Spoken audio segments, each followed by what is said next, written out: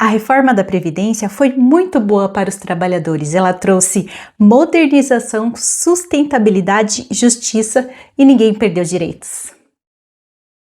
Será mesmo?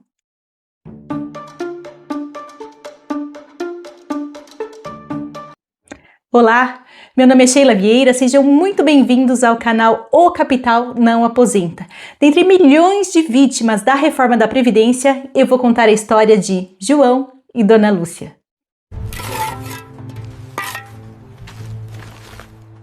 João tinha 62 anos.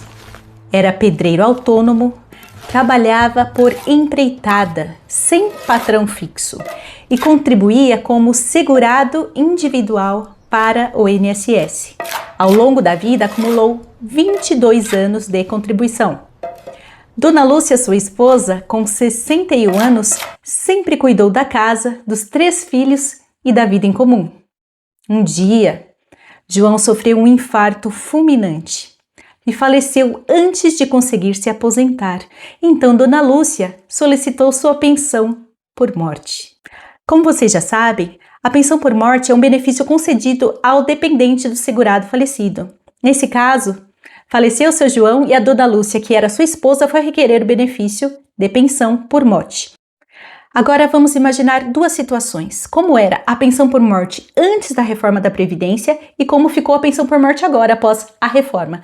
Veja que a situação de Dona Lúcia e do Sr. João é a mesma, é o mesmo trabalho, a mesma luta e o mesmo esforço, mas a concessão do benefício antes da reforma e após a reforma tem um valor bem diferente, bem significativo. Vamos ver como isso ocorre na prática. Como acontece com muitos trabalhadores autônomos, às vezes o Sr. João recebia bem, às vezes nem tanto. Então eu trouxe aqui uma tabela com 10 salários de contribuição. Lembrando que os benefícios da Previdência Social, a maioria deles, o cálculo tem seu marco inicial em julho de 94, que é quando inicia o Plano Real. Mas trazemos aqui apenas 10 salários representativos, simbólicos, da vida inteira do Sr. João, porque seria inviável trazer todos os salários desde 1994, correto? Então, vamos dar uma olhadinha nessa tabela. Uma outra coisa que precisa ficar claro é que os salários de contribuição, eles são corrigidos na hora do cálculo do benefício, tá bom? Então, imagine que esses 10 salários simbolizam a vida contributiva toda do Sr. João, que eles já foram corrigidos, tá?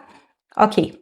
Como era o cálculo da pensão por morte antes da emenda constitucional 103? Como era o cálculo desse benefício até 12 de novembro de 2019? Vamos lá. Primeiro, era preciso fazer uma média das contribuições. E para essa média eram considerados os 80% maiores salários, ok? Os 80% maiores salários eram considerados para o cálculo do benefício e 20% dos menores salários eram excluídos. Temos 10 salários do Sr. João, vamos excluir os 20% menores. Vamos lá. Março, R$ 1.800, vamos excluir. Agosto, R$ 1.900, vamos excluir. Temos agora os 80% maiores salários. São esses salários que nós vamos utilizar para a média. Fazendo a média, o cálculo da média, temos R$ 3.887,50. Ok. Qual é o valor da pensão por morte? O que diz a lei? Ou o que dizia a lei? O cálculo da pensão por morte é o valor 100% da aposentadoria do segurado falecido ou o cálculo da aposentadoria por invalidez que ele teria direito se estivesse vivo. Como o Sr. João não tinha benefício, então o cálculo da pensão por morte do benefício da Dona Lúcia será 100% do valor da aposentadoria por invalidez a que teria direito o Sr. João se estivesse vivo. E como é o cálculo da aposentadoria por invalidez? Ela é de 100% da média das 80% maiores contribuições desde julho de 94. Temos aqui nossos 10 salários representativos da vida toda contributiva do Sr. João. Qual foi a média que nós chegamos? R$ 3.887,50. Esse é o valor do benefício da Dona Lúcia, que é 100% da aposentadoria por invalidez a que teria direito o Sr. João. Finalizamos o cálculo da pensão por morte, neste caso, considerando as regras anteriores à Emenda Constitucional 103. Agora, a gente vai fazer o mesmo cálculo, só que utilizando as regras atuais. Seu João faleceu agora. Ele faleceu em 2025. Então, nós vamos calcular o benefício conforme as regras da Emenda Constitucional 103. Ok? Temos os mesmos 10 salários representativos. Os mesmos salários corrigidos desde julho de 94. Lembre-se, representativos, temos 10 salários. Desses 10 salários, segundo a regra anterior, nós excluiríamos 20% menores salários, utilizando para a média 80% dos maiores salários. Na regra atual, na regra após a reforma da Previdência, nós utilizamos todos os salários de contribuição a partir de julho de 94. Então, nós vamos utilizar todos esses salários do Sr. João. Desses 10 meses, a média destes salários é no valor de 3.480. Então, vocês já perceberam algo. Só de não mais excluir os 20% menores salários da regra anterior, nesta regra atual, nós temos um corte. Porque de R$ 3.887,50, agora esta média passa a ser de R$ 3.480. 400 e poucos reais de diferença, ok? Este é o salário de benefício da Dona Lúcia? Não. Temos um segundo corte. Como era o cálculo do benefício antes da reforma da Previdência? 100% da aposentadoria por invalidez, a que teria direito o Sr. João se estivesse vivo. Como é o cálculo do benefício agora, após a reforma da Previdência? Também utiliza como base a aposentadoria por invalidez, que não chama mais aposentadoria por invalidez, mas aposentadoria por incapacidade permanente. Veja, nós temos 10 salários do Sr. João. Fizemos o primeiro corte do benefício da Dona Lúcia porque não excluímos mais os 20% menores salários. Agora nós temos o segundo corte, porque o cálculo da aposentadoria por incapacidade permanente, ela mudou. Não é mais 100% da média, mas ela é 60%. 60% mais 2% ao ano daquilo que ultrapassar 20 anos de contribuição.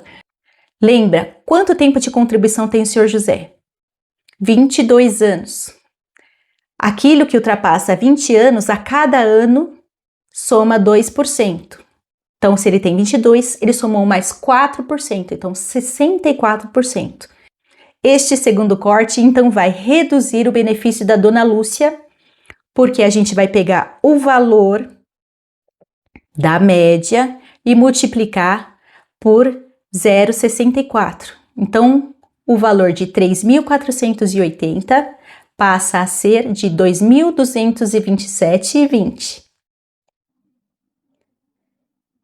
Ok, então 2.227,20 é o valor do benefício da pensão por morte da Dona Lúcia. Não, nós temos um terceiro corte. Veja, nós tivemos o primeiro corte porque não excluímos mais os 20% menores salários do período base de cálculo.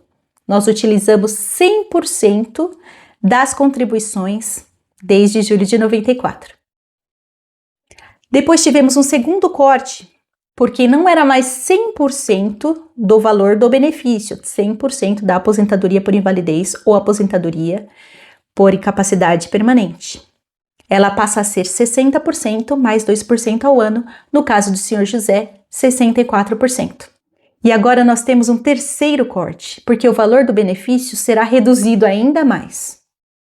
O valor do benefício é de 50% mais 10% por dependente. 50% mais 10% por dependente. Só temos uma dependente, que é a Dona Lúcia. Seus 3 filhos já são maiores de 21 anos. Então, ela vai receber 50% mais 10%, ou seja, 60%. Então, nós vamos pegar o valor de 2.227,20 e multiplicar por 0,6. E temos o valor de 1.336,32. 1.336,32. É esse o valor de benefício da Dona Lúcia? Felizmente não, porque ninguém pode receber abaixo do valor do salário mínimo. O salário mínimo atualmente está em R$ 1.518, então ela vai receber R$ 1.518 de valor de benefício. Tudo isso, novidades da reforma da Previdência. Muito boa para o trabalhador, que não cortou direitos. Olha só, segundo a regra anterior, ela receberia R$ 3.887,50. E com a regra atual, a Dona Lúcia, esposa de um pedreiro que tinha 3 filhos, era dona de casa, pessoa simples, passa a receber salário mínimo. A diferença mensal é de R$ 2.369,50. E a diferença anual é de R$ 30.803,50. É justo?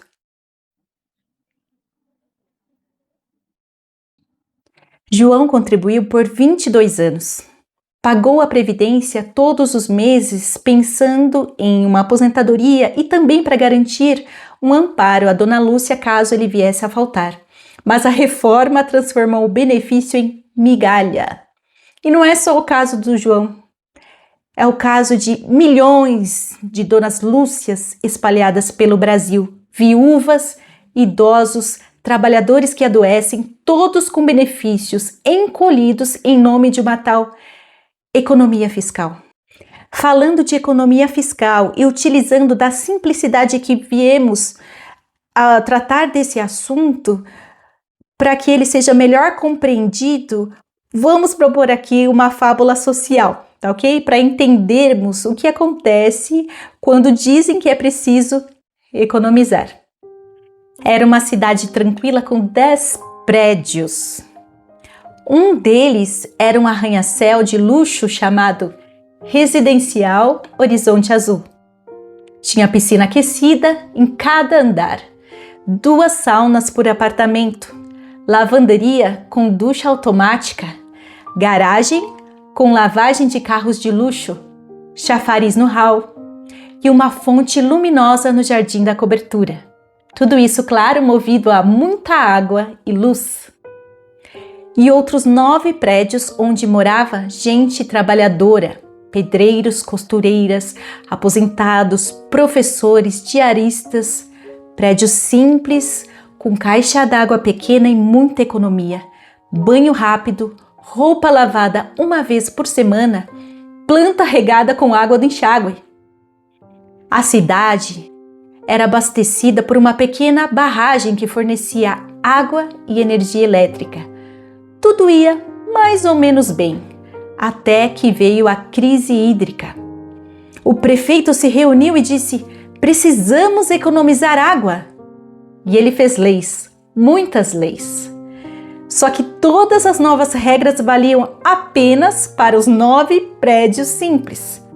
Proibido lavar o chão, banho só com cronômetro, balde só se for para guarda-chuva, torneira aberta, multa na certa. A cidade dizia estar em racionamento, mas e no prédio Horizonte Azul? Lá, a água continuava jorrando, as hidromassagens borbulhavam, as fontes brilhavam à noite e o zelador lavava carros importados com mangueira aberta. No fim, a barragem secou e o prefeito, orgulhoso, disse à imprensa: fizemos tudo o que podíamos para conter a crise.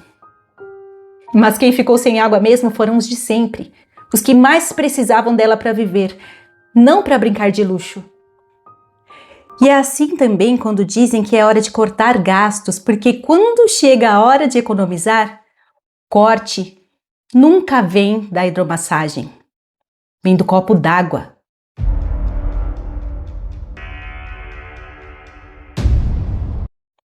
Não é o andar da cobertura que paga a conta, é do kitnet, lá do térreo.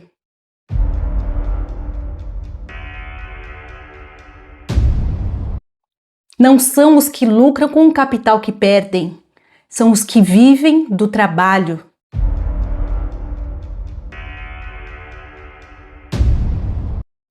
Não é o dono da piscina que fecha a torneira, é quem espera a chuva para encher a garrafa.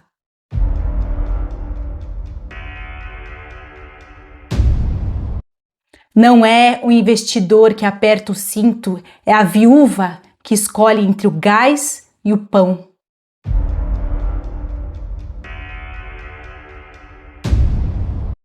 E não é o lucro que seca, é o direito que evapora.